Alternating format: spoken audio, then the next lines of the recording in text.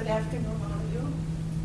I'd like to go through the exhibit, pointing out a number of my pieces that you might be especially interested in. And if you have any questions, feel free to ask them. Okay? I started this exhibit about 2 years ago, with the exception of the first piece that you see right here, the first platter, I should say. This was done in 2010, and at this point I began to decorate my work. While I was teaching, I just did not have the time to decorate. Decorating takes time, and if you're teaching full-time, you've got enough to do. So this was the first time then that I started getting bold and said to myself, oh, do something interesting. And so I started. And then that led to others and so on and so forth. And you will see within the gallery a whole series of platters. They're all different, and it's all attempt to paint on canvas in a sense. But now we're using glazes. So that's the story behind all the decorating of the platters.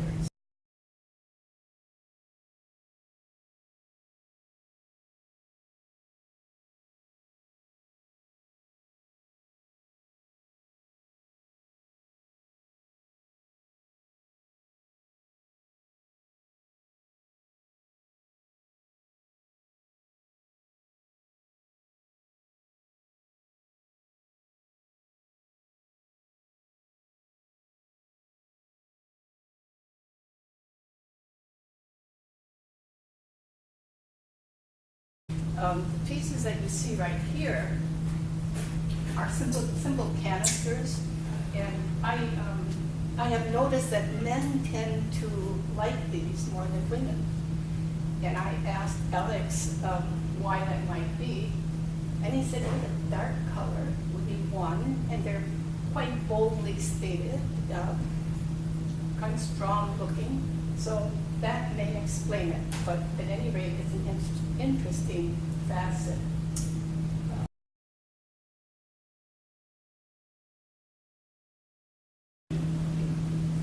This particular piece that you see here, you need to understand how it's been made. A number of years ago, we remodeled one of our main buildings in the monastery. It was one of the oldest buildings, over 100 years old. And I saw in the walls, not the ceiling, but the walls, these kind of grates. And I understand that it was to allow air to flow through the walls. Okay. Well, knowing that they would take those down and not use them, I said, I want them. And they gave them to me.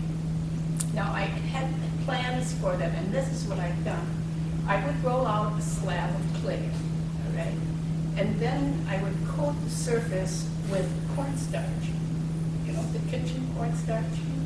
And then I would place this on top, and then I would place a 2x4 over the top to protect it, and then I would use a heavy hammer and strike down on it a number of times until I would see the clay ooze up through these little openings. And then I would simply take the grip pliers and pluck this off, and there you have it. Now, to get the rounded portion, what I would do then is I would drape it over one of these big balls that go around the lights outside, you know, look like very big lollipops. Okay. And then, having done that, I would then develop the foot in the back, the place where the piece stands. And then it would simply dry there, and when it got firm, I could just pick it up and set it down. So that's how these are made. And there's a number of them in here, and many of them are different.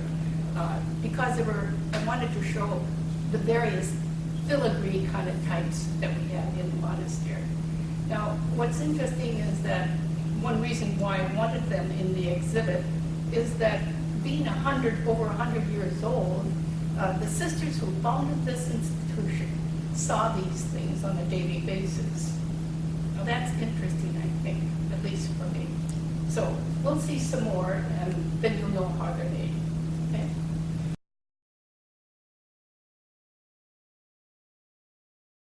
These are 3 different ones of that type in which I developed this slab and then put the grate on and so on. So you can see these are all different.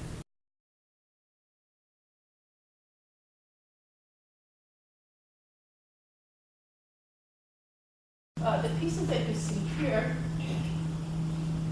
these pieces are glazed with an ancient Chinese glaze, which is called the crackle glaze.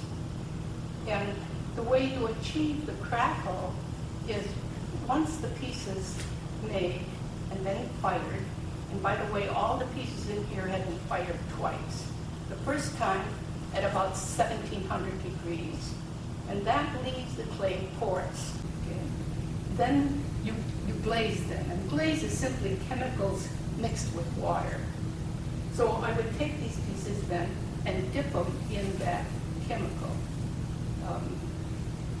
And when you make things out of ceramics, clay shrinks. It's constantly shrinking, and that's what's frustrating. So it shrinks after you've made it. It shrinks during the first firing. It shrinks during the second firing.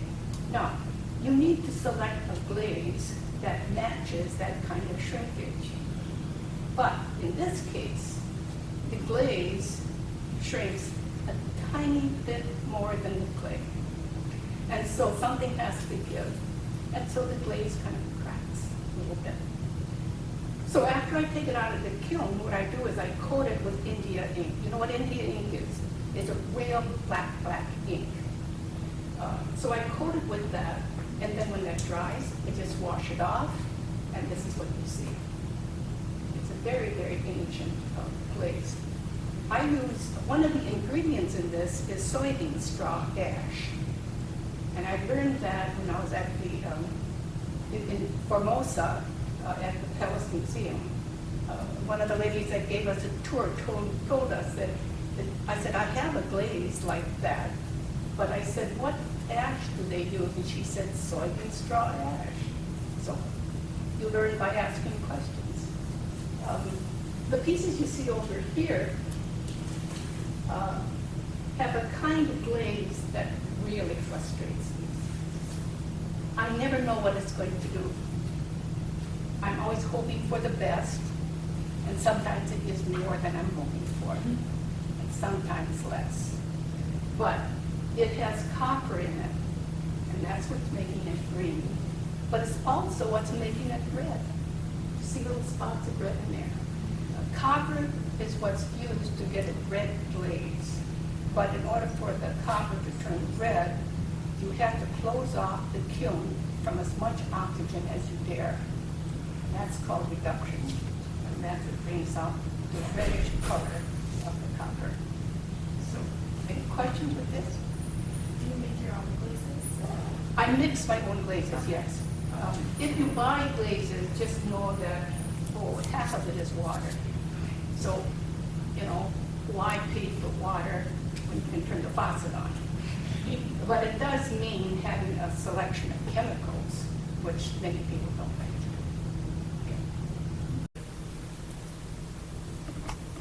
One of my favorite pieces in the exhibit is this little bottle form and platter form. What I like about those two, first of all, they kind of belong together. And secondly, the decoration of the platter is subtle but beautiful. And I kind of like that combination. This piece is the very last piece I did for the exhibit. And after I did that and saw it come out of the kiln, I thought, now I'm catching on. The other piece we have here is a teapot.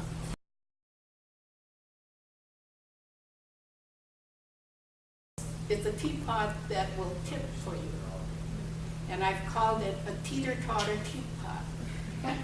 But you must read the label because the label adds to the humor. And it's just a whimsical thing that came to my head one day, and I thought, why not do it? It's sitting in a frame, a wooden frame, that I asked Ken Cartwright to make for me. Ken has done lots of things for me. And I thought he would be honored if I had asked him, and I think he was. And I knew he'd do a very good job. So he did that. This is black walnut, and it functions. You know, you could actually use it as a teeter-totter teapot. The teapot is made out of stoneware. The platters are made out of porcelain. most of the things in here are porcelain, but I work in both types of clay. Porcelain is a white clay. It's an ancient type of clay. Stoneware is more coarse and a lot easier to work with. But I kind of like the porcelain because I can get brighter colors from my glazes. It's sort of like when you do painting with watercolor. If you use a white background, you get brighter colors. If you use a black piece of paper, I don't think so. Because watercolors are more transparent. Okay. And so porcelain gives me brighter colors. The stoneware that you see, these platters are all, these embossed, I call them embossed platters, are all made out of stoneware. The teapot is stoneware, and the two pieces down here are stoneware. So now you know the difference between at least those two types of clay. People ask me, well, what is China then? China is porcelain. It's just how they fire it. Okay.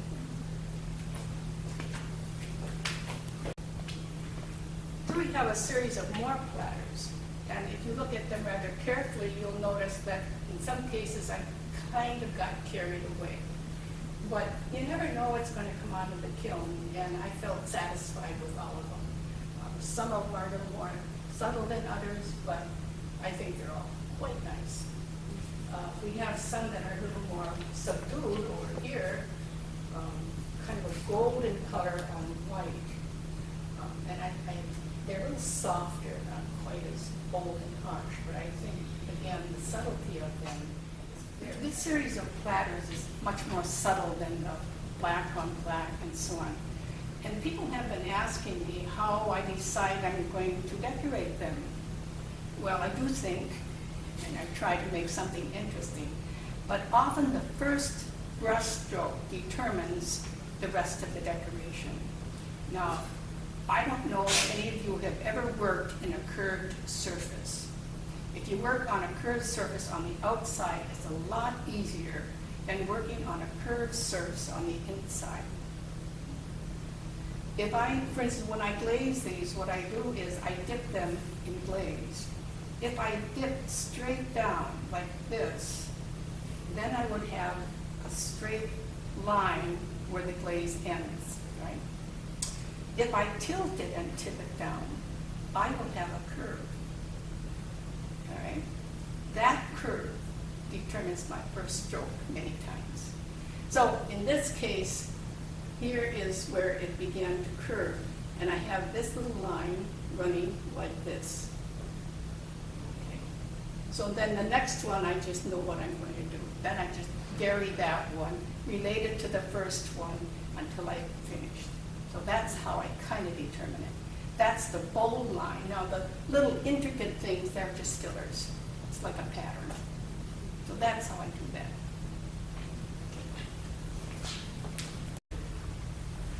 The little collection of pieces you see over here, the embossed one, was made from the plate that I showed you earlier.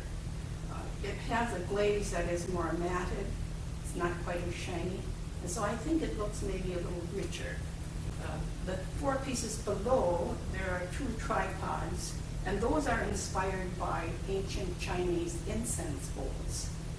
They would fill them with sand and then put their sticks of incense in them. Why they like the tripod, I don't know, but I think they make for a very interesting form. And so I've made quite a few of those in the past. The Baba form and the picture form have been done in two pieces, and I'll show you some pieces farther down in which I'll explain how I do that.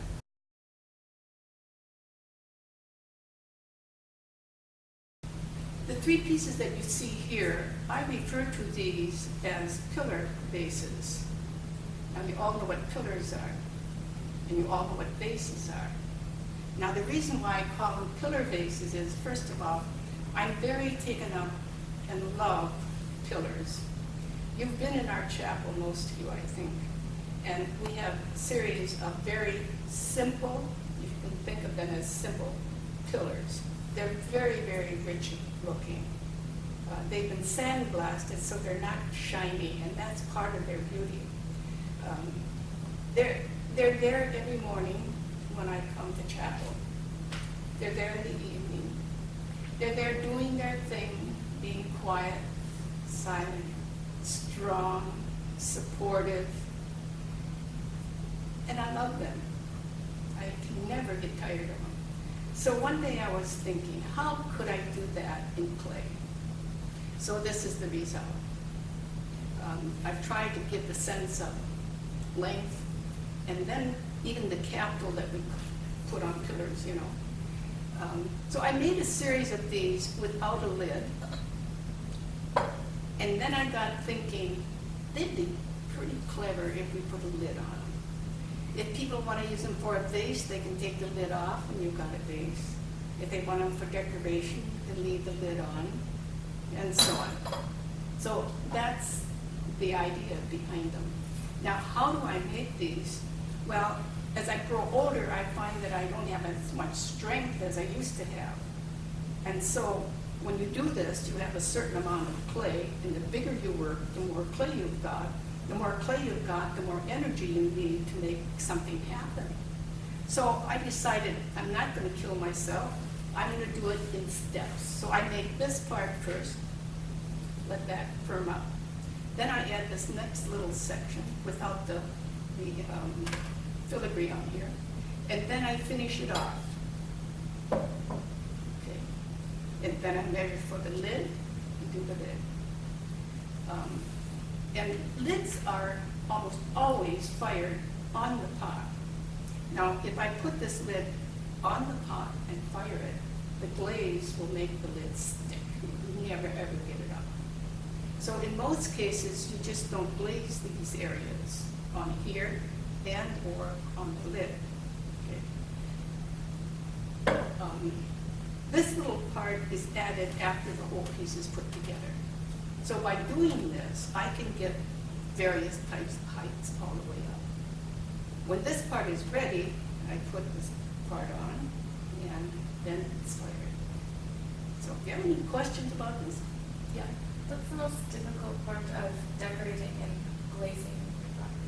One of the difficult things about decorating, if it's done like this, is timing.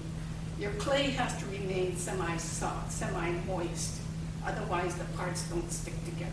They have to have that condition. As far as the glazing is concerned, everything has to be cleaned up perfectly. If I did a lid, not this one in particular, but if I did a lid and I left a tiny bit of glaze on, it would stick and have to kind of hammer it off, literally, with a wooden hammer, and sometimes it breaks. So I've learned to be very, very particular in how I glaze. And then you really never know for sure how they're going to come out. I've had a few surprises, and this green glaze is the one that has given me the most surprises, good and bad. And sometimes it's Christmas, and sometimes it's chaos. And you can be sure that with this many pots that I have thrown some away. Smash them up. There's a big dumpster out there. Does that answer your question? Yes. Yeah. You really never know for sure. Something could happen. You know, everything affects it. What it was next to, the barometric pressure. Is it rainy? Is it windy? All those bad things affect what may happen to a kiln in the fire pit. Okay. Now, on the inside of that one, it looks like you don't have that clean area without the glaze. So how did you get that where the two meet? Or did you fire them separate? To do this? Yes. This, if you would look closely, this rim here, the rim that you see does not touch the surface. Okay. So in order to fire it like that, I have to make sure there's no glaze on here.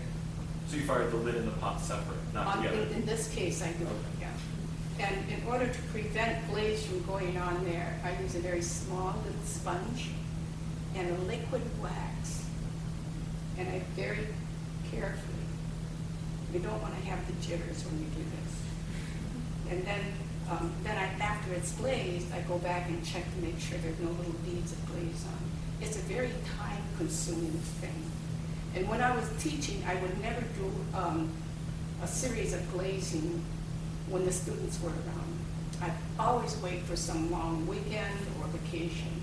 because I do get crabby when I'm glazing. Yeah. It's so meticulous. Any other good questions with that?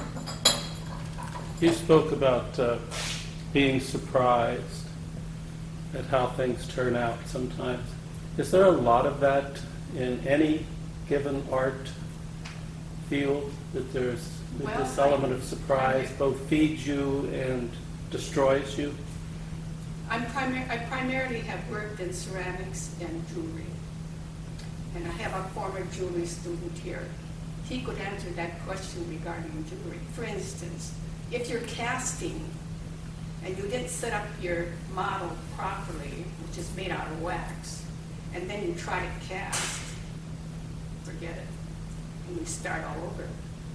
So that's the maybe issue. So care really has to be made in this, both in jewelry and in ceramics. In painting, supposing you're doing acrylic painting or oil painting, if you don't like what's over here in the corner, you just paint it out. Big deal, and just keep on going. Here, you don't have that second chance. It either is or isn't. So, and sometimes in ceramics, for instance, there might be some little flaw. But if there's a little flaw that affects the total, it's not a piece that's saleable. And so either I will reglaze it, and I'll show you one after a while that I did, and or face the dumpster. Okay. Does that answer your question? Thank you. Here we have again that green glaze that I talked about earlier that just kind of frustrates me. You know, I get excited how it comes out sometimes, and sometimes I have big questions. Why did it do that? I don't understand it fully, but I'm beginning to learn that it is a cooling factor. The kiln has to cool slowly in order for it to perform as I understand it should perform. And so I have learned, when I use this green glaze, I've learned to fire it in the summer when the kiln cools a little slower. I've learned not to do it in winter because our kiln room is not heated. The kiln's heated, but when the kilns are off, it's ice cold. We do have a heater, but you know, it's not perfect. So in winter, I don't use this glaze anymore. There's a few other glazes, and if I remember, I'll tell you about those when we get there. But so that's another factor, how fast you cool a kiln, how slowly you cool it. It also is important as to when you open the door of the kiln. If you open the door when the temperature is still 800 degrees, besides harming yourself, you're harming the wear in the kiln and the kiln itself. And so I rarely open the kiln until the temperature has dropped down to maybe 250 or 300 degrees Fahrenheit. We fire our kilns up to, I do at least, fire the kiln up to 2,400 degrees Fahrenheit when I have glaze work in there. When I fire it the first firing, I only go up to about 1,700 degrees Fahrenheit. Now I say only, but you know, if you had an oven, how hot does your oven get at 600 degrees? Well, this is 1,700 degrees, so you're talking about real heat. Okay. The pieces you see here, this chalice and the plate that goes with it, is made out of very special porcelain. Porcelain, we talk about clay as clay bodies. In other words, the recipe that goes into the making of that clay. And there are as many recipes of clay as there are cake recipes. It's the same principle. Depending upon what you put in it is what you get out of it. I don't know what is put into this porcelain because I didn't make it. This was bought, and it comes from Australia, and it's called Southern Ice. It's very expensive. The clay that I use, the porcelain that I use, I make out of raw ingredients. And my clay might cost between $8 or $10 for 25 pounds, and that's fairly expensive. But this is $40 for 25 pounds. But it is a white porcelain. It's very white, and it's very nice working with, and so on. It also has another characteristic, and that is it's translucent. Now, I'm going to do something that you should never do. Okay, but I made these, so if I break it, it's my problem. We have tried to show that translucency by inventing a little light on the inside. Now this Ken Cartwright, who made the little stands for the teapot, hooked this up for me. Now you can sort of see, can you see it? Mm-hmm. There's a kind of translucency there. And I'm thinking if a red wine was used, it would show pink. That's my thinking. I've not tried it yet, but I will after the show is over. Don't tell anybody this is in there. But this piece will go to the monastery. It took me 3 days to make decoration on there. And the tool I used is just this little tool. It has a little round hoop here. And I just very carefully, it took me about a day to map it out. Now, I think it's safe for me to say I never map things out ahead of time. I just sort of look forward, I look ahead. But this one is too particular, too detailed. And so I mapped it out, and I can do that with, you can write on porcelain with a pencil, and it burns away. So I did that, and then, very carefully. So 3 days looking at this piece before I put fire in. Do you have any questions about that? The material that it's sitting on, I think, is something I want to tell you about because I find it just very fascinating. It's raw linen. Linen is made out of flax. Did you know that? Flax. Flax is a kind of a grain that grows about this high, and it has these little flat, round seeds. Okay. There were 4 sisters that came from Bavaria in the turn of the 19th century, around 1900, something like that. And they all came and entered our community, but they never became naturalized citizens. And, if that happened today, who'd be on their case. But they, 2 of them, evidently, when they came from Bavaria, came with the knowledge of how to make linen. And so they had a plot of land that was 100 feet by 200 feet. And they planted that with flax, took care of it. When it was ready, they harvested it.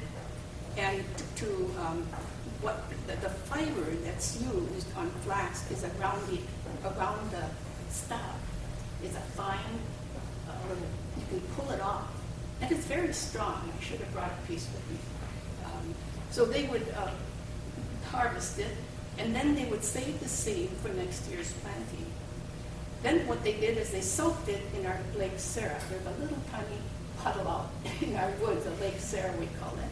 And it's put in there, and it has to be submerged. So they put planks over the straw and put rocks on top of the planks to keep it underwater. They did that for about 9-10 days. Then they took it out, dried it, turned it, made sure it was very dry.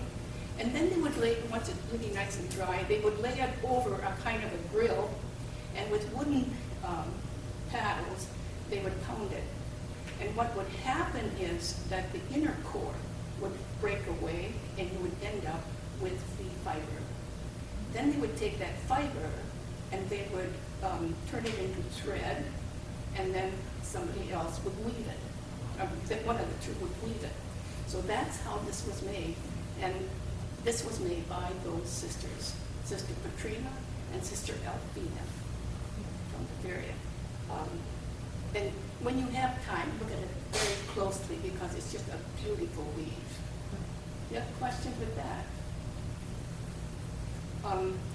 In one summer's growth of flax, or field that size, they would probably get about 75 yards of material. The better material, oh, by the way, they pulled it out by the roots so that they would have the longest fiber possible. When farmers here cut their grain, they cut it and there's still stubbles about this long. But they wouldn't think of that. They pulled it out by the roots. Okay. We're moving forward.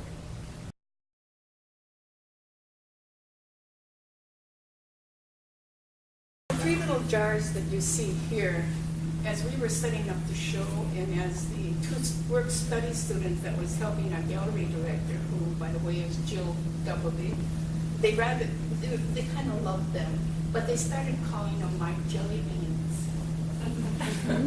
I can't help but think of them now as jelly beans. But one of the things I would like to point out is this red cheek that this one has. I didn't put that there. How did it get there? It was standing next to one of those greenish pots. The greenish pots, I told you, had copper in them. And I fire up my glaze work up to 2,400 degrees. Now, with that kind of heat, the fumes in the kiln transferred itself to the cheek of this little piece. And this piece picked it up and liked it and killed it. So when I opened the kiln and saw it, this was Christmas for me. But, and this one was sitting next to something else, and I don't know what, and I should have been more attentive to that.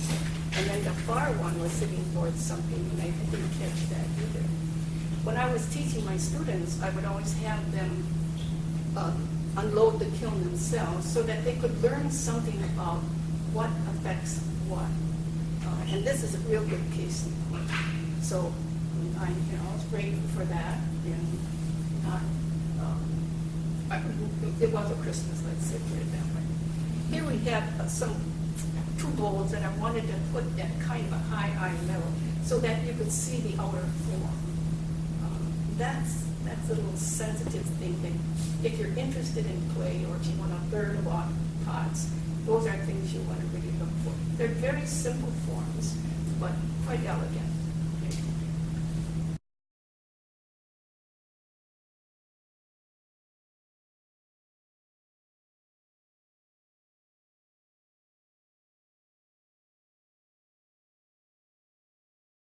Earlier I talked to you about crystals.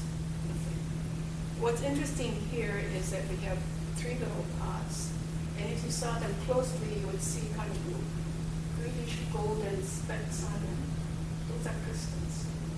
And again, I fired these in the summer so that the kiln could cool slowly. But if you can see these down here, they're very, very dark and very dark brown, like chocolate.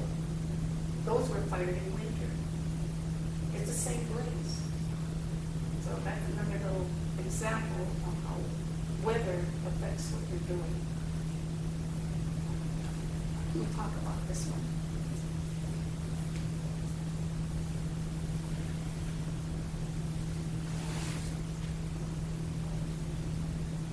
Yeah, move in a little bit.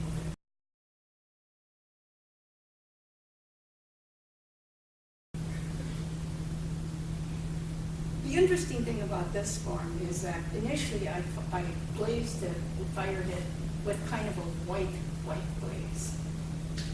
And I had the decoration on, and it's gross, it's ugly, didn't like it. I put it aside, and sometimes I reglaze things. So I put it aside for quite a long time, and then this spring when I did my last firings for the show, I had room in the kiln, and I was using a spray gun. Earlier, I told you that I dipped these in glaze. Well, now this had been fired already. It no longer was porous, so how do you make the glaze stick? I mix sugar with it, where sugar makes the glaze sticky. So then I decided, well, can't do any more harm than already has been done. So I decided to spray it with a black glaze, which I knew had cobalt in it. Cobalt is a chemical that gives you blue. And I knew pretty much what it might do. So I sprayed this a little bit and put it in the kiln and said, what happens, happens, so okay, goodbye. So when I opened the kiln, I was quite surprised because this decoration is supposed to be a kind of golden color. Well, it turned silver. And the blue that you see was that second glaze that I put on, that I sprayed on. So the copper in that black glaze affected this, and so it comes out blue. And this is the result of what I might have thrown away, but took it one step further, reglazed it. Not bad. Now, you talk about throwing away pieces that are no good. Why would you throw them away versus like use them in the monastery, or is it just to maintain the integrity of the brand? Or? Yeah. The point is, if they're not too bad, I might just give them to somebody. But my name's on them. So if your name is on something and it's inferior, okay, beware. You understand that? It's like bad strike against your name. It's like having a cop pick you up on the road and here's your license. Check it out. Yeah. Okay. The three little forms that you see here, what I really want to show you is how I achieve what I call fluted form. You've heard about fluted pillars, you know, these pillars that have these grooves that run the full length. Okay. The way I have achieved those is I use a melon spoon. And I figured out if I would just lay this little thing on a sander until the center is sanded away, then just file it with a fine file and sharpen it. Then when this clay is still soft, I would simply take it and go all the way around. There you have it. Now you can buy some of these tools and you pay handsomely for them. I paid $150 for this. And it works better than any other fluting tool I've ever seen. So that's how I do that. And these are the kinds of things I would teach my students. And you know, every time I thought they might be getting bored, I challenge them again with something like this or a new form, and then get all excited again. So that's one of my methods of teaching. Here's a series of what I simply call little lidded forms, lidded bowls. And again, I use that curter system to decorate them. Somebody asked a minute ago, colored clay, how do you manage to get colored clay? Well, I don't know how much chemistry people know or what you know is out there regarding clay, but you can buy what's called mason stains. And what they are minerals, really, very highly refined, and they do that by means of heat. And the bad stuff is burned off. And they're very colorful. So that when I have, if I want the bluish color, I use one of the chemicals, one of the stains that is kind of blue, and mix it with my clay. But my clay, I take it and water it down so it's sort of between milk and cream consistency. And then I mix that chemical in. And whatever color you see is pretty much the color you get. Now, in ceramics, otherwise, it just does not work that way. When I use that green glaze, the glaze in the bucket is not green, not at all. Right now, and I'm not remembering what it is, so I won't tell you. But for instance, this brown glaze, when I mix that, it's a dark rust color. Not like that at all. So glazing becomes another issue because you can't always see, well, you can't see the color of that glaze is going to become except through experience. So I know that when this rust colored glaze is used, it turns out like that in winter and like that in summer. Okay. Does that make sense to you? Okay. And in the mason stains, those that work the best are your blues and greens and blacks. Pinks and reds, pretty hard to get. It seems that the fire seems to want to burn them away for some reason. So you'll notice that they tend to be maybe a little pinkish, but not real bright. And blue, green, and so on. Okay.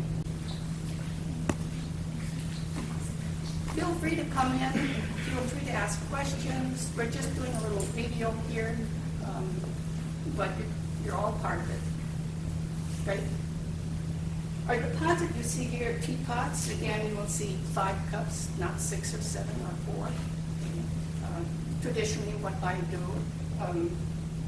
The teapot you see down here is faceted.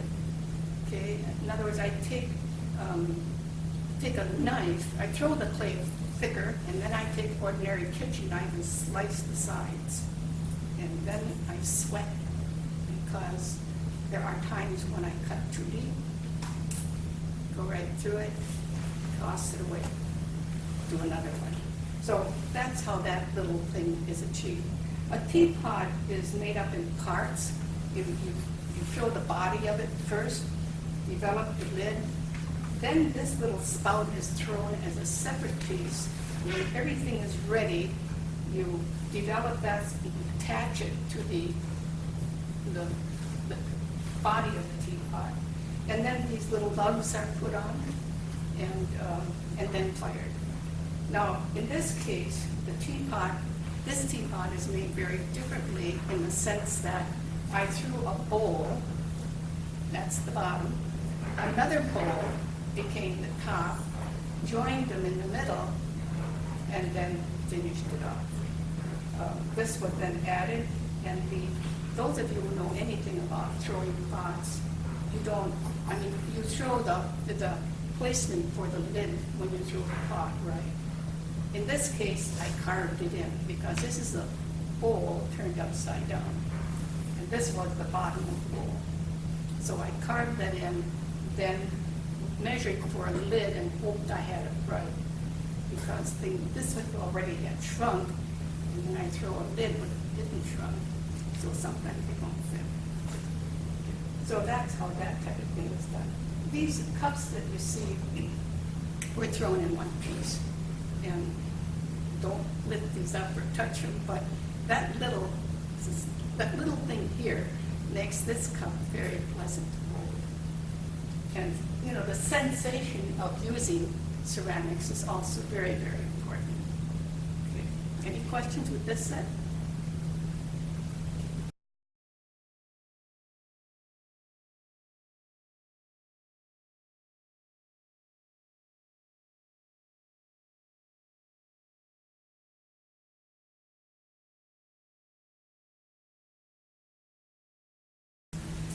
By now, some of you should know that this clay is stoneware. The glaze that I have used on this is the glaze that I use often on stoneware because it's such a warm, welcoming kind of glaze. Butter dishes, for instance, I will always use this glaze. It's just the right glaze for butter. So if you ever wonder, why do you use this glaze for that and that glaze for this, that's pretty much my answer. It's how I'm thinking about the piece and where it might be used, if it's used in the kitchen or if it's used on mantelpiece, all that kind of thing affects what glaze I'm trying to use. This is about as big as I can make things now. Many years ago, I could make some rather big things. If you ever go to our chapel and look at the big pots, the gray pots that the plants are in, those I made years ago. Any questions about this? Okay, then we have them over here.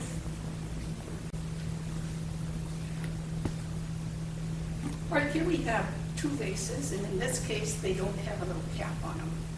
So these are a little bit earlier.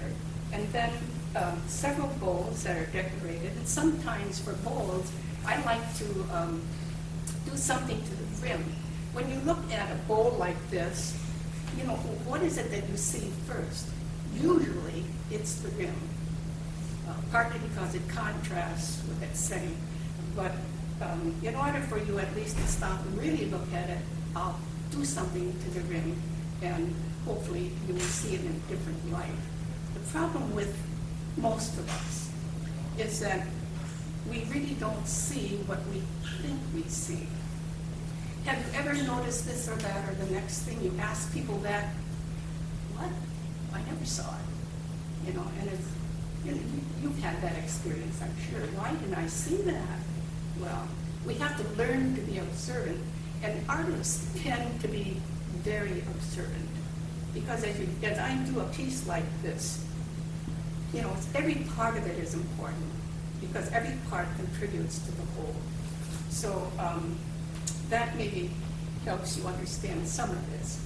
Perhaps one of the most beautiful pieces I've ever done is this one right here.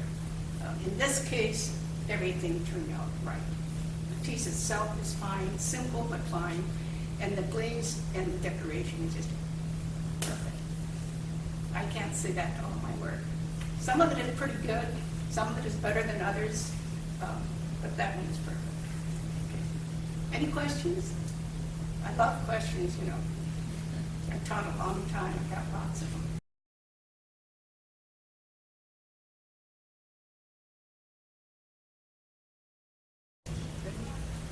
Here we have 3 pieces with that glaze that still haunts me. And in every case, the glaze has turned out differently. Here again, there's the indication of copper because of the pink. Oops. And then this one, this is the first time this glaze turned like this. And then this one is the way I often think it should perform. And I am thinking that that red piece that we looked at over there that has the red cheek, that it could very well have been sitting right close to this one. Because when you stack a glazed kiln, you put things as close together as you can, but they may not touch. If they touch, they glue together. That little term in ceramics is called kissing, in case you would like that little technical term.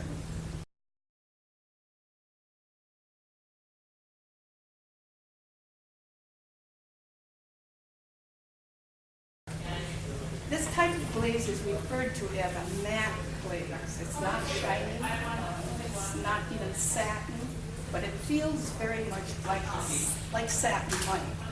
It looks kind of rough, but if you felt it, which you shouldn't do, it will really feel like, you know, like satin cloth. So sometimes what you see is not what it is. And it's the type of glaze I have not used a lot. I've had it for a long time, and I'm not sure why I haven't used it, but people are very intrigued with the color of it. I think maybe because it's a little brighter tone, that possibly is it. So that's the story of this glaze. Any questions? Then that's it, folks. Thanks for sticking around.